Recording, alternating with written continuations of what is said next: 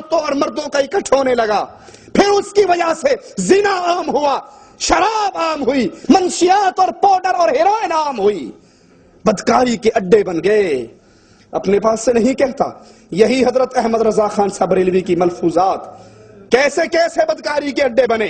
سنیے صفحہ 248 ہے, صفحہ 248 کے اوپر فرماتے ہیں, ایک مرید آ رہا سید بدوی کبیر کی قبر کی زیارت کرنے کے لیے, راستے میں ایک چھوکری پر نظر پڑ گئی, اس کے دل میں آ گئی. جب دربار پہ پہنچا تو وہ اس پیر نے پوچھا, عبد الوہاب تمہیں وہ کنیز اچھی لگی؟ کہا حضرت پیر سے شیخ سے کیا چھپانا, ہمارے دل کو بھا گئی. کہا جاؤ وہ کنیز ہم نے تمہیں ہبہ کر دی.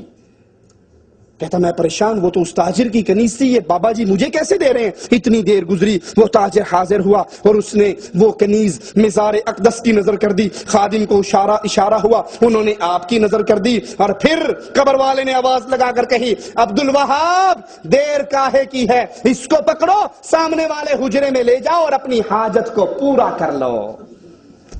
یہ دربار, یہ مزار, یہ خانقاہ ہے, بدماشی, بدکاری, زنا اور بے حیائی کے اڈے اور مرکز ہیں.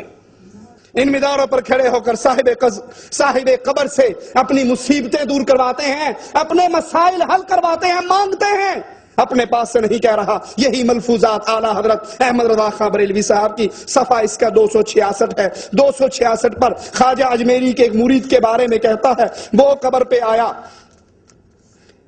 ایک فقیر سوٹا لے کر روضہ شریف کا طواف کر رہا ہو. یہ طواف کس کا ہوتا ہے مسلمانوں؟ بیت اللہ شریف کا. لیکن احمد رضا خان بریلوی صاحب اپنی کتاب میں لکھتے ہیں کہ قبر کا طواف کر رہا سوٹا لے کر اور آواز لگا رہا, خواجہ غریب الدین, خواجہ معین الدین چشتی, 5 روپے لوں گا. دیکھو کتنے دھڑلے سے مانگتا ہے, 5 روپے لوں گا, 1 گھنٹے میں لوں گا, ایک ہی آدمی سے لوں گا. یہ فقیر نہیں ہے, یہ جگہ ٹیکس لے رہا ہے. فقیر تو کہتا ہے بھلی ہو جو دے اس کا بھی بھلا, جو نہ دے اس کا ہی بھلا. یہ تو ڈنڈا دے کے لے رہا ہے, کہتا 5 روپے لوں گا, 1 گھنٹے میں لوں گا, ایک آدمی سے لوں گا. کہا جب گھنٹہ گزر گیا اور کسی نے نہیں دیا, ایک وہابی وہاں بیٹھا ہوا تھا, اس کو خیال آیا کہ گھنٹہ گزر گیا کسی نے دیا نہیں. اس نے جیب میں سے 5 روپے نکالے اور کہا بے وقوف, جب مانگنا ہو اللہ سے مانگا کرو, یہ مردے کیا دیتے ہیں. 5 روپے لے کے جیب میں ڈالے اور کہا واہ خواجہ واہ, دینے پر بھی آیا تو کس نامراد مردود خبیث سے لے کر دیے.